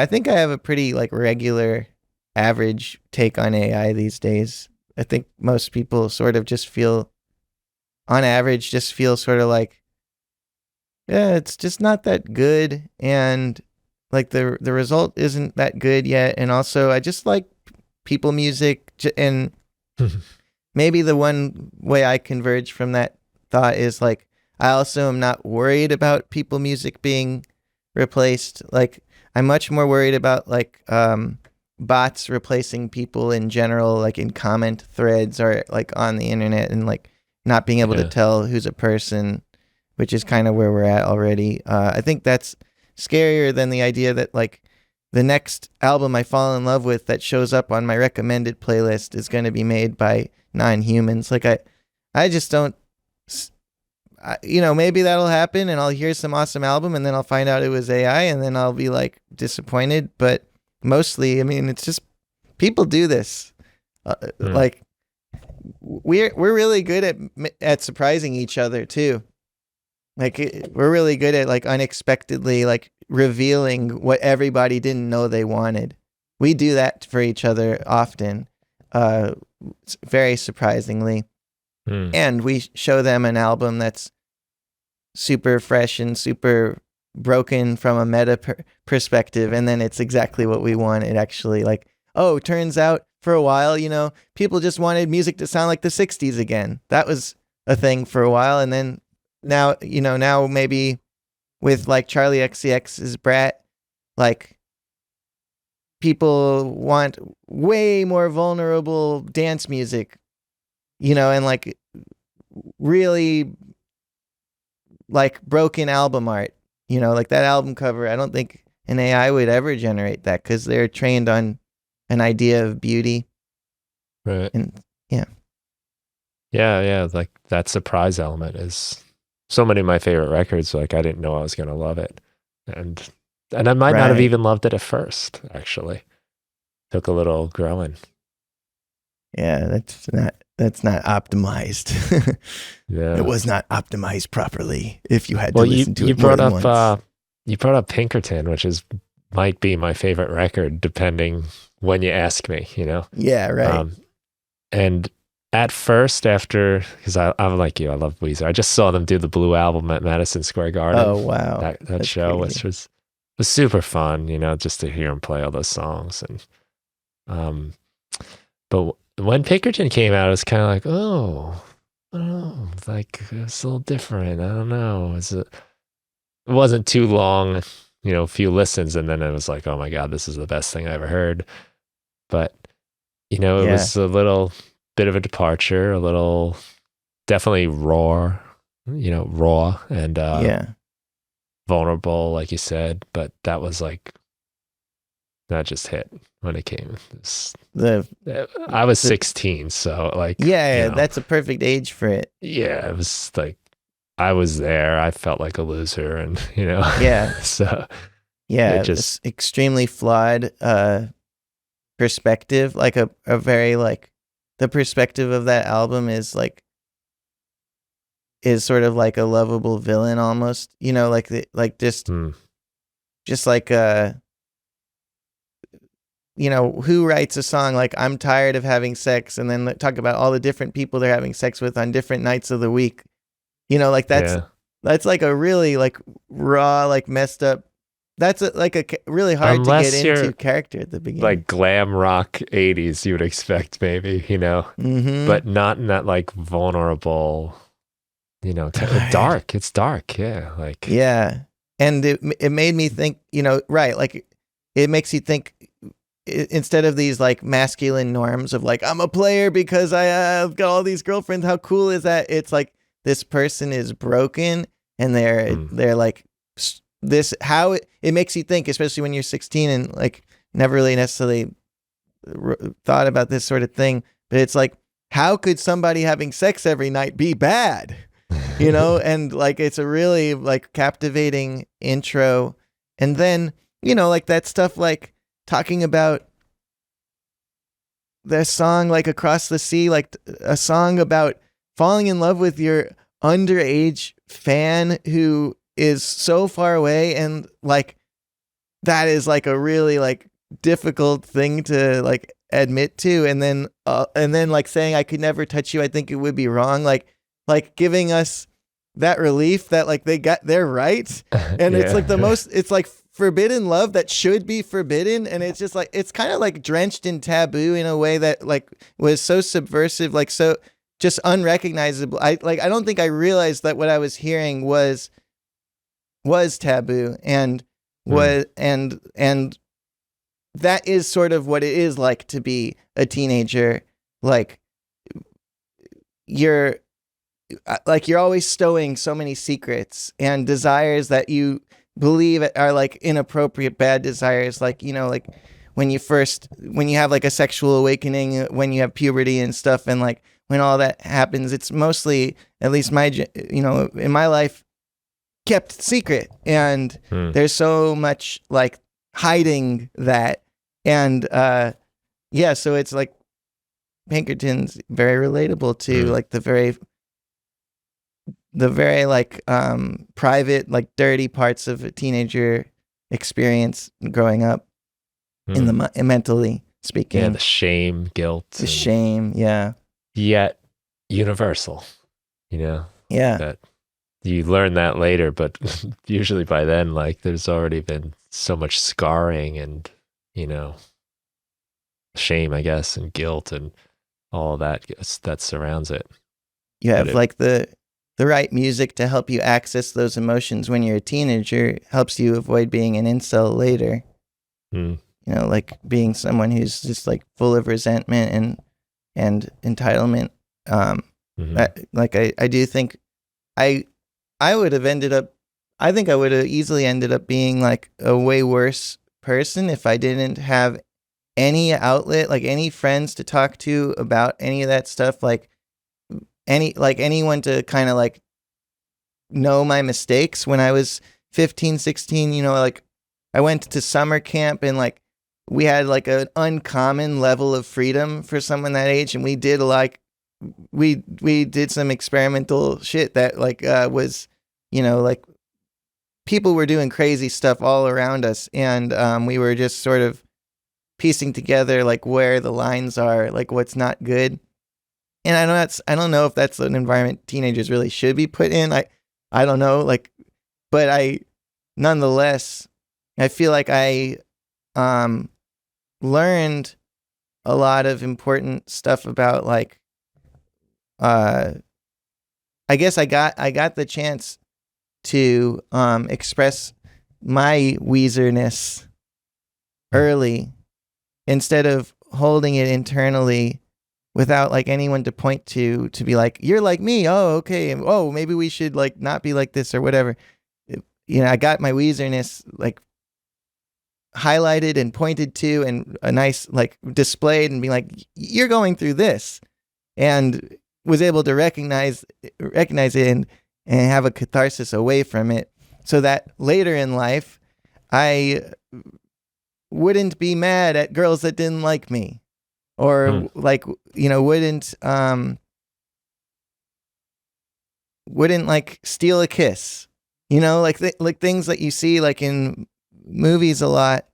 There aren't a lot of people back then, especially, who are portrayed, not a lot of characters portrayed as weak and fumbly as Rivers in Pinkerton. Usually they were all the like masculine people in movies were all like confident, and or if they were like the underdog, they were really like bad people doing bad things, like Revenge of the Nerds, like where those guys actually were the bad guys.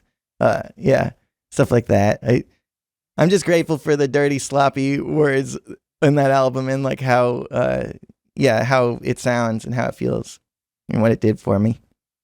Yeah, I agree. And even like before that record, they were like they had that nerdy thing going, and it made you feel like you didn't always have to live up to that. Like growing up, like I wasn't unpopular, but I wasn't running with the popular crew. But I was lucky enough to have a couple really close friends. And I often think about how different things could have turned out if I didn't have them to talk to. And just to realize, like, yeah, we're all weird. Like it's normal. It's normal that we're weird. And that them as a group too, like kind of let you have that. You know, even with the Blue album when they first came out, they were like this kind of dorky thing, anti-hero. They looked kind of like the kids that were getting picked on at school, but they were making this awesome music that you loved. Yeah. It's like, oh, this is a category I can stay in instead of constantly trying to get out of. Yeah, you can have like a little pride in who you feel like you are. Mm-hmm. Which is an important thing to have at any point, really. Yeah. Yeah. Yeah. It's just a very complicated experience, like being alive in general, but it's very extra complicated when you're forced to go to school every day and you don't have very much freedom, and you don't necessarily you don't have like a therapist or necessarily, or like a way to get feedback on like your feelings. And yeah, I used to like get in physical fights and stuff, and like but it was because I was really like late to puberty and small and like insecure, and I wanted to be like thought of as a scary gangster type guy, not like a shrimp or whatever. And yeah, and so I remember like I did stop fighting after ninth grade, which is when I got into Weezer. Well, I got into Weezer like 8th and ninth grade, and in ninth grade I had my last fight ever. I think that's partially because I identified as one of those peaceful outsider types who just likes their music, and then I got into guitar, instead of being like I wanted to be like Michael Corleone or something. That's, I mean, it's that age, you're trying on. I literally remember trying on different personas and different clothes and seeing, maybe I'm this kind of kid, like actually thinking that and going for it, maybe at the start of the school year. And it wasn't until, it wasn't until like a lot of these things, a lot of it was through music that I was able to like find an identity that felt like it fit, at least enough to survive. Gosh, and imagine them worrying about singing in tune, like if that was all they were thinking about, and they're like, I can't put this out, I'm not a good enough singer. Or like, just imagine like Pinkerton getting cleaned up, Yeah. I mean, it cost them, like the album at the time was a failure, and it was so real. I mean, there's all that like lore around Rivers Cuomo, like just, felt rejected, and the band went on a hiatus, and, all that stuff that happened. I mean, look at them now, like now that's exactly why they're so celebrated. But it's hard to be real and then, it not work out. Yeah. Because you think you're supposed to go through life and when you're honest and you're your true self, like that's what and then you do that and it's like, nope, we don't want that. Yeah, it's brutal. Yeah, here I am. This is really me. We don't want you. Yeah. Don't be that. Don't be you. Yeah. Yeah. Right.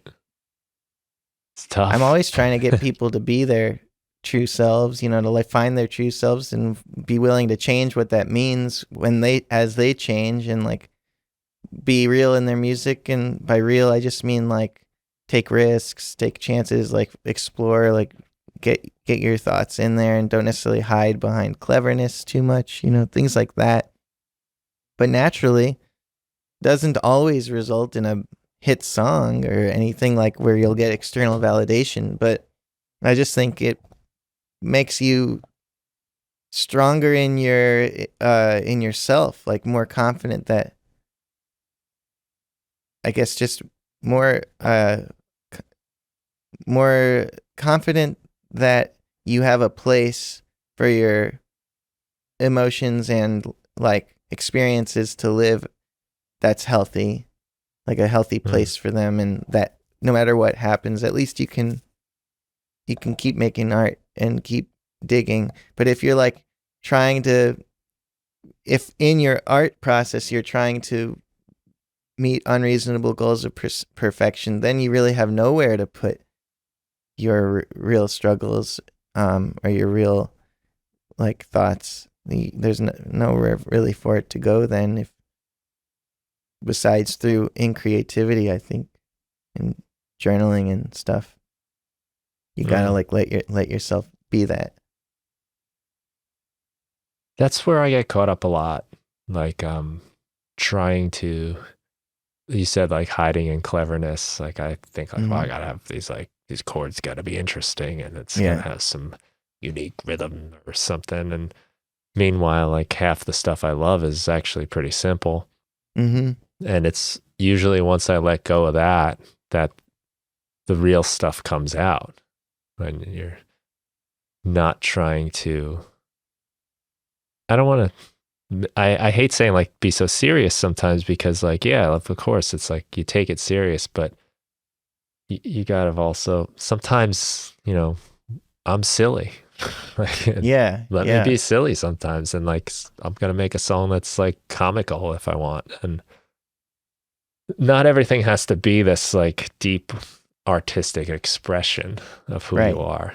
And sometimes I get caught up in worrying about that, that's how people are going to see it. They're going to psychoanalyze me through this. And sometimes I just like the way the words sound and the way they fit and the melody. And it's fun to play around with them. It can be a very brave thing to let it not be a big deal now and then. Just, make a silly song. Like, making silly songs is serious business, because it forces you to confront your identity. But like other people can only make silly songs. I think we just like have different disguises, and we have to just, I guess, buy more disguises. Or like just, well, to bring it back to what you were saying earlier about finding like the thing that'll be predictable, so it'll like serve your YouTube algorithm and make sure like people get what they expect. I've always appreciated that about what you do, is that you have like some stuff that is like practically just like craziness that you put out there. And some of the songs are just, they're funny, they're silly, they're diaper songs.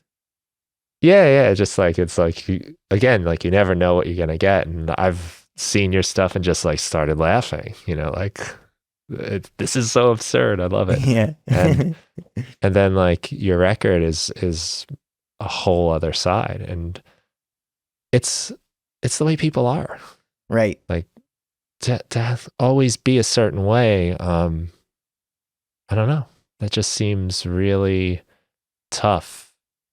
That would be harder for me too, I think, to always have to be this serious artist, or always have to be a funny artist, or always have to be anything. And it would be inauthentic, actually, in a lot of ways. Realness is multifaceted and different every day. And so you have to, if you're going to be real in your work, you have to be flexible and open. And it's something that eventually I think comes naturally, but there are a lot of algorithmic incentives to not fully explore everything that you do, that you are capable of. I think the world would be better if everybody could be silly and serious naturally within the same like stroke, just to like have silliness and seriousness kind of interwoven seamlessly and not necessarily separate the two, because they're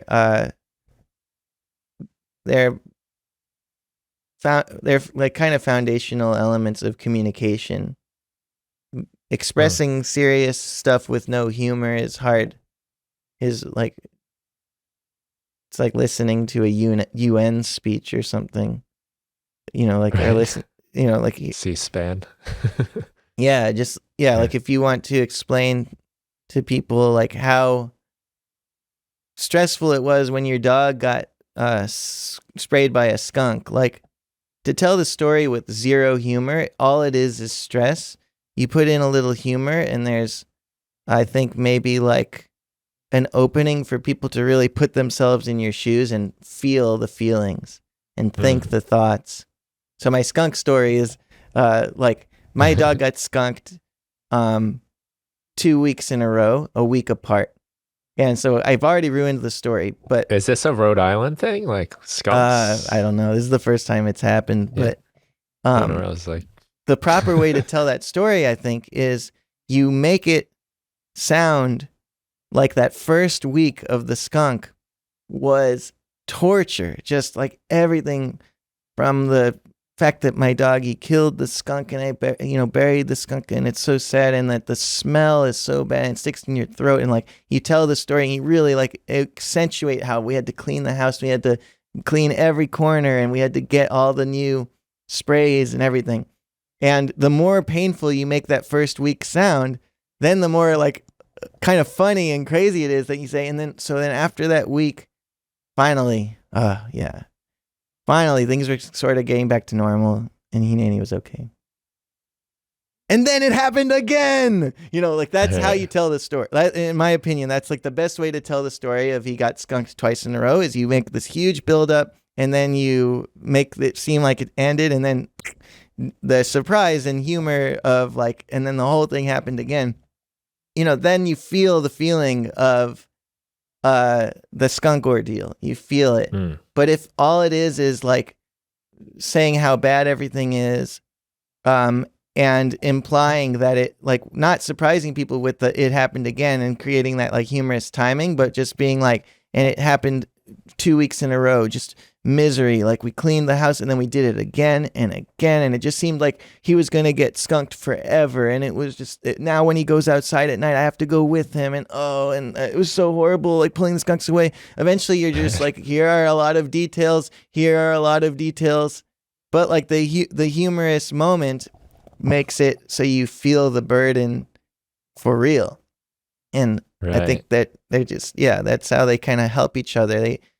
The humor opens a hole in people's hearts where they don't have to guard themselves too well, because there's going to be relief. So they have room, they have the capacity to experience empathy and not just be overwhelmed by their own pain and now your pain, but humor like makes it a softer landing so you can actually relate better. Yeah, it's like I feel like I got to get away from you now. like oh my god, this guy is skunk again. Like I'm skunk. But when cursed. it's the joke, I'm laughing with you. Oh man, funerals are a good example of that. I mean, like people will often crack jokes.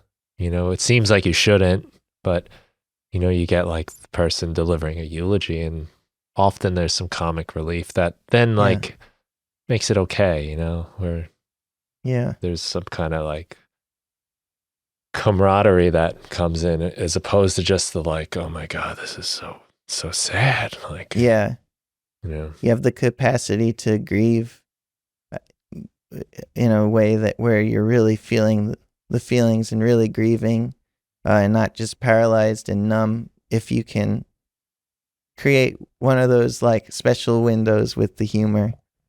It's like a special window into the emotion where it feels safe to go in. Yeah, it's the contrast, I guess.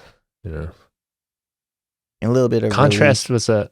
was a big part of what I enjoyed about your record too. By the way, it was the word I had to say to you.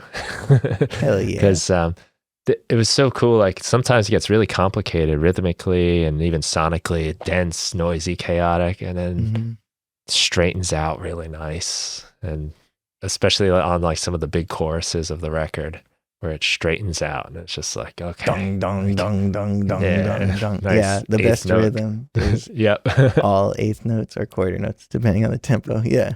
Right. That's Yeah. still my favorite rhythm. Dun, Me dun, too. dun, It's a dun, Weezer dun. type rhythm Yeah. too. Especially, emphasizing the 2 and the 4 a The little. slow groove. Yeah. Mm-hmm. Yeah. It's great stuff. I'm very happy you made it, and that I get to listen to it now. Thank And you. it's a really cool piece in the tapestry of work you're doing. You've got a wide range of stuff that, personally for me, I'm already in the door, I guess. So I want you to keep being you and surprising me. But I know what you're saying about that pull to be, like a brand almost, or like a thing that we can know what to expect from. Yeah. Yeah. I think brand is just a way of communicating more clearly. And if I can make it so that my brand is that I will surprise you, and then I can just do whatever I want, and my brand is like, you should expect that things are going to change, then I've communicated clearly. And so, like, back to that batches thing, it's like, when this series is done, it's going to be something else. And, just being clear that, like, my albums are a pretty different space than my YouTube lessons and stuff. That would be good branding, but then there is like bad branding where it's like all you do is limit yourself and corner yourself, and that I need to avoid. My hope is that I will always keep doing the things I want to do, and that's what all the different YouTubers and artists will do, so that the algorithm starts to change. So I don't know if that's really what would happen, but it would be cool if people just did kind of what they felt like doing. Wow, can you imagine that? Like YouTubers like Veritasium, like science YouTubers who do a science video every week, and then another week they're like, today I'm at the alpaca farm and it's so cool. Like, look at them eating the seeds out of my hand. I want to see which of these alpacas can eat the most seed. Whatever, that shouldn't be it, but yeah. Just like whatever they want. Yeah, like, wait, what? Like, what's going on here? I actually play guitar. I do science videos, but I also play guitar. And then Veritasium was like, this is my favorite guitar. Like, that would be fun. Really surprising. We really put back the U in the YouTube. That's right. You never know what to expect. Hey, and if everyone is just chasing the algorithm, maybe there'll be that desire for people to want to see something that's not, that there's always a swing that happens with culture and art. So the meta. Yeah. The meta evolves. Yeah. So we can send people to benlevinmusicschool.com. Got if courses, they want to learn from me, I've got courses. Yeah, I do one-on-one lessons.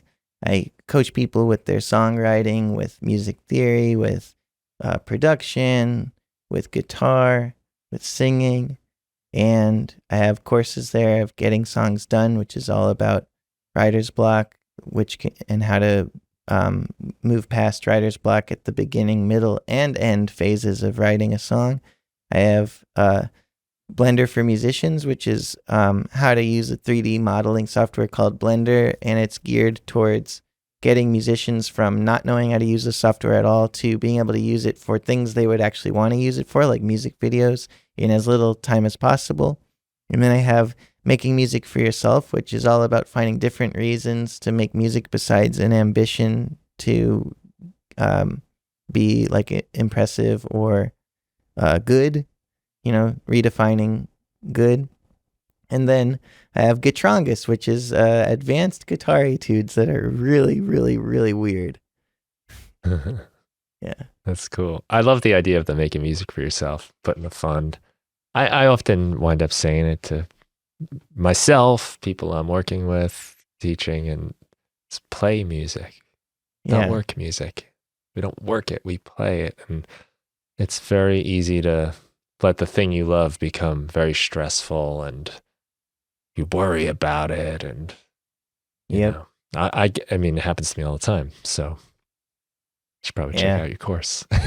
Yeah, I mean, we try to the thing is, like, we all struggle with that still, and that's like, that's part of the point of the course is it's 3 people made it, me, Justice Cow, and that one-eyed kid, Josh Friedman, who's, he goes by many names. But yeah, my friend Josh and Jessica and I, we were kind of cheerleading each other to help us get past, find different reasons, different motivations to make music. And that was like, shortly after my major burnout, or maybe right before my major burnout. Yeah, it was. And yeah, so like we're talking about all the things that have helped us before, but none of it works all the time. And something interesting about the course is it gives you an opportunity to see the potential alternatives, but also like admits that you can't just do what's in the course over and over again. Rather, it's like a launching point to find your own like exercises and practices that will help you enjoy your music more, enjoy making music more. That's a great message to put out there, because we can often feel like there's something wrong with us. There's a format we can follow every time. You picture people that can just breeze through it every time, or they know the way, they have the answer. And I've never spoken to anybody that has the answer, even people you think does. And it's cool that you have a course for it that even just says like, this is going to be part of it. Here's some things you can try. But get ready, because it's coming, and it is always coming. Absolutely. Yeah. There's ups and downs. Yep. We can't expect to just feel confident and perfect all the time. But ideally, your downs wouldn't be too far down, and your ups wouldn't be so far up that you get lost. But you can have this like effective, nutritional, happy-ish, like artistic relationship with yourself, where it's like it doesn't always feel good, but it's always right. It's like it always helps you to be being creative, but it doesn't always feel good. Like that, we have to admit that we're not always going to feel good, because once we start expecting to always feel good, we feel like double bad. We feel bad, and then we feel bad that we feel bad. So it's good if we can remove the feeling worried that we're going to feel bad and then feeling bad that we're going to feel bad, and just let the feeling bad part happen. Here it is. It's time. It's time for that feeling. Yeah. Let's go feel bad. Here we go. But that's why the glory is so nice. If it didn't happen, then who would care? Like, so what? It's easy to make music. Come on. Like, yeah. I think like I like a minimal amount of glory these days. I just I kind of just wish I had stability. Like I see the life around me, and I'm like, this is a good life. It would be nice if there are no horrible like diagnoses or car crashes or whatever. Like it would just be cool if I felt like I could afford to fix my teeth if something went wrong with my teeth. Just like I just want to like keep things like safe-ish. I don't have like huge upward ambitions anymore, or currently, I guess I should say. I don't really. I would like to have the same number of audience now forever. That would be great. I don't really need like a bigger number. I just would like to feel like somewhat more regularity and like predictability, that I could keep things chill, and that I'm not like about to round a corner and get smashed in the face. But my therapist says not to think that way. Like it is like a fallacy to think that the other shoe is just about to drop, is always about to drop. Like you can just deal with life as it comes. You don't have to spend all this time worrying about it coming. But yeah, I'm not really seeking like big ups, is all I'm trying to say. Just trying to keep it chill. Yeah, no, I get you. Yeah, That's reasonable. Yeah. It's not very American, though. Well, a lot of our suffering comes from wanting. And, yeah. And that goalpost can just be pushed back further and further. So yeah. You're it's supposed good to know say that, too. Like when to in say interviews, enough is enough. You're supposed to be like, all right, it's all about the next thing. Like, okay, we're here, but it's all about the next thing. You wait. Yeah, just you wait. Yeah, you think biggest this was year good? Yeah, that's how we're supposed to be, but it's not how we're supposed to be. Yeah. Well, listen, man, it's been awesome talking, and you as well. I feel like there's so many other things I could get into with you, but we've covered a surprising amount of stuff in this conversation. Things I didn't know, places we didn't know we were going. But my that's the fun ADHD manifests in many. So, yeah, I get surprised with like, why am I talking about this now? It's just like, all right. Yeah, I like that. That's why there weren't specific questions and all that stuff when I do this, is because I love that aspect of it. I feel like I get to know people better, and there's, you can ask questions that you almost know the answer to, kind of, and sometimes you don't know what the questions are, and that's where it gets interesting for me. It's cool. So. Yeah, figuring out what the questions are from the talking. That's nice. That's sort of like making music, where you just start making sounds and then you find out what's cool instead of like planning what's going to be cool in advance. Yeah, reacting to what happens. Yeah. Thank you for playing along. My pleasure. I think you said in the email that I wrote, what you said, I'd like to clown around. Is that how you put it? Down to clown. I was like, nice. I like to rhyme. Yeah. We'll send people to your site and thank you. YouTube, Instagram, all those places. Yeah, I try to do a good job. Try to make things fun and interesting and nice. And if you like it, then that's great. It's there. I like it very much. Hell yeah! Thank you. Oh, and thank you guys for listening to the show. Take care.